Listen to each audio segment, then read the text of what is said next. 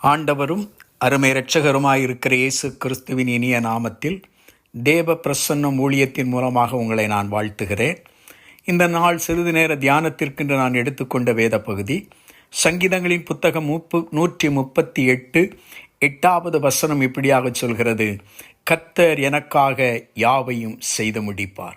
சங்கீதக்காரனுடைய நிச்சயம் என்ன? ஆண்டவர் எனக்காக யாவையும் செய்து முடிப்பார். கர்த்தர் உங்களுக்காக யாவையும் செய்து முடிக்கிற ஒரு ஆண்டவர். அவர் சகலத்தையும் நேர்த்தியாய் செய்கிற ஒரு கர்த்தர். ஆகவேதான் பிரசங்கியின் புத்தகம் 3ஆம் அதிகாரம் 11வது வசனம் சொல்கிறது, அதனதன் காலத்தில் அதனை அவர் நேர்த்தியாய் செய்திருக்கிறார். கர்த்தர் நேர்த்தியாய் செய்கிற ஒரு ஆண்டவர். நீங்கள் உங்கள் வழிகளை கர்த்தருக்கு ஒப்புவித்து அவர் மேல் நம்பிக்கையாய் இருக்கிற போது அவர் உங்கள் காரியங்களை வாய்க்கச் செய்கிறவர், உங்களுக்காக யாவற்றையும் செய்து முடிக்கிற ஆண்டவர். அதைத்தான் சங்கீதங்களின் புத்தகம் 37:5 சொல்லுகிறது, உன் வழியை கர்த்தருக்கு ஒப்புவித்து அவர் மேல் நம்பிக்கையாயிரு, அவரே உங்கள் காரியங்களை வாய்க்கச் செய்வார்.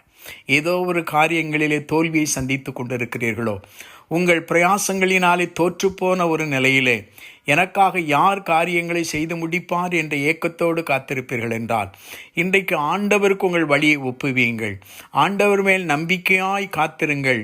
கர்த்தர் உங்களுக்காக யாவற்றையும் செய்து முடிப்பார். ஒரு அருமையான வெட்டினரி டாக்டர் தன்னுடைய சாட்சியை என்னோடு பகிர்ந்து கொண்டார். அவர் வட மாநிலங்களில் வேலை செய்து கொண்டிருந்தார். அவருடைய பிள்ளைகள் குடும்பங்கள் தமிழ்நாட்டிலே தென்பாகத்திலே வாழ்ந்து கொண்டிருந்தார்கள். பிள்ளைகளுக்கு வயதான போது தன் பிள்ளைகளோடு வாழ்ந்தால் அது நலமாயிருக்குமே, தன்னுடைய தென்பாகத்திலே தனக்கு ஒரு வேலை டிரான்ஸ்ஃபர் கிடைத்தால் நலமாயிருக்குமே என்று சொல்லி அவர் உள்ளத்திலே யோசித்தார். அவர் நல்ல ஒரு விசுவாசி. ஒருவேளை அவருடைய டிபார்ட்மெண்ட்டில் ஒரு டிரான்ஸ்ஃபர் வாங்கணும்னா சம்பந்தப்பட்ட அதிகாரிகளுக்கும் அரசியல்வாதிகளுக்கும் லஞ்சம் கொடுக்க வேண்டும். தேவனுடைய வழியிலே நடக்கிற ஒரு மனிதனாய் இருக்கிறபடியினாலே அவருக்கு லஞ்சம் கொடுக்க விருப்பமில்லை. ஆனால் அதே வேளையிலே தன்னுடைய பிள்ளைகளோடு வாழ வேண்டும்.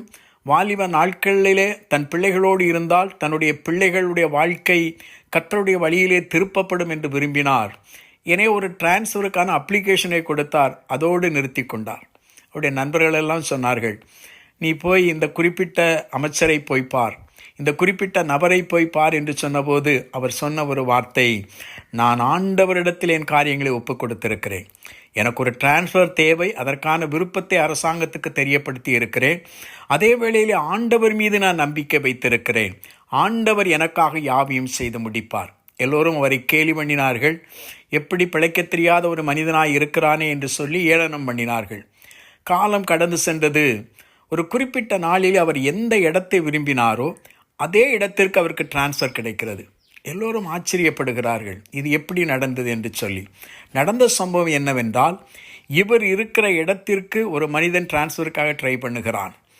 அவன் எல்லா அரசாங்க அதிகாரிகளையும் மேலிடத்தையும் சந்தித்து செய்ய வேண்டிய காரியங்களை செய்து தனக்கு அந்த இடத்திலே டிரான்ஸ்ஃபர் கிடைத்தபோது ஆட்டோமேட்டிக்காக இந்த நபர் அந்த இடத்திலிருந்து மாற்றப்பட வேண்டிய அவசியம் இருந்தது. ஆகவே அவர் விரும்பின இடத்திற்கு தானாக ஒரு டிரான்ஸ்ஃபர் அவருக்கு கிடைத்தது. ஆகவே தான் வேதம் சொல்லுகிறது, கர்த்தர் நமக்காக எனக்காக யாவையும் செய்து முடிப்பார். இந்த நிச்சயம்தான், இந்த விசுவாசம்தான் ஒரு மனிதனுடைய வாழ்க்கையில வெற்றியை கொண்டு வருகிறது. அதைத்தான் 1 சாமுவேலின் புத்தகம் 17ஆம் அதிகாரத்தினுடைய 47வது வசனத்திலே அங்கே தாவீது சொல்கிறார், கர்த்தர் பட்டயத்தினாலும் ஈட்டியினாலும் ரட்சிக்கிறவர் அல்ல என்று இந்த ஜனக்கூட்டமெல்லாம் அறிந்து கொள்ளும். யுத்தம் கர்த்தருடையது, அவர் உங்களை எங்கள் கையிலே ஒப்பு கொடுப்பார் என்றான். சம்பவம் எல்லாருக்கும் தெரிந்த ஒரு சம்பவம், கோலியாத் யுத்தம். இந்த கோலியாத் ஒரு ராட்சசனாய் இருந்தபடியினாலே சமஸ்த இஸ்ரவேல் ஜனங்களும் அவனை கண்டு பயப்படுகிறார்கள். தேசத்தின் ராஜாவாகிய சவுல், இந்த மனிதனை யார் தோற்கடிப்பார்களோ அவர்களுக்கு என் தேசத்திலே பாதியையும் என் மகளையும் திருமணம் செய்து கொடுப்பேன் என்று சொல்லி பரிசுத்திட்டம் அறிவித்து கொண்டிருக்கிறான். அவன் 40 நாளளவும் அந்த கோலியாத் என்கிற ராட்சசன் இஸ்ரவேலின் தேவனையும் இஸ்ரவேல் ஜனங்களையும் நிந்தித்து பேசுகிறான். ஆனால் யுத்த சன்னதம் என்னவென்று அறியாத ஒரு தாவீது அந்த யுத்த களத்திற்கு வருகிறான். கர்த்தர் தனக்காக யாயும் செய்து முடிப்பார். கர்த்தர் தனக்காக யுத்தத்தை நடப்பிப்பார்.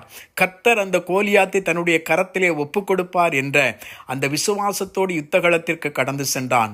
ஒருவேளை யுத்த சன்னதம் என்று அறியாத ஒரு மனிதன், அவன் யுத்த தளவாடங்களை பயன்படுத்த அறியாதவன், ஒரே ஒரு கல்லை கொண்டு கவனை கொண்டு அந்த கோலியாத்தை முறியடித்தான், ஜெயத்தை பெற்றான் என்று வேதத்திலே வாசிக்கிறோம். பிரியமானவர்களே, தன் மாம்சத்தின் மீது நம்பிக்கை வையாமல், தன் சுய பலத்தின் மீது நம்பிக்கை வையாமல், கர்த்தர் எனக்காக யாவையும் செய்து முடிப்பார் என்ற விசுவாசத்தோடு அங்கே தாவீது யுத்தகளத்திற்கு கடந்து சென்றான், வெற்றியை சுதந்தரித்து கொண்டான். அதே விசுவாசத்தோடு, ஆண்டவர் எனக்காக யாவையும் செய்து முடிப்பார் என்ற நிச்சயத்தோடு நாமும் விசுவாச களத்திற்கு கடந்து வருவோம், ஜெயத்தை சுதந்தரித்துக் கொள்வோம். கர்த்தர் தாமே இந்த வார்த்தையின் மூலமாக நம்மை ஆசீர்வதிப்பாராக. ஆமேன்.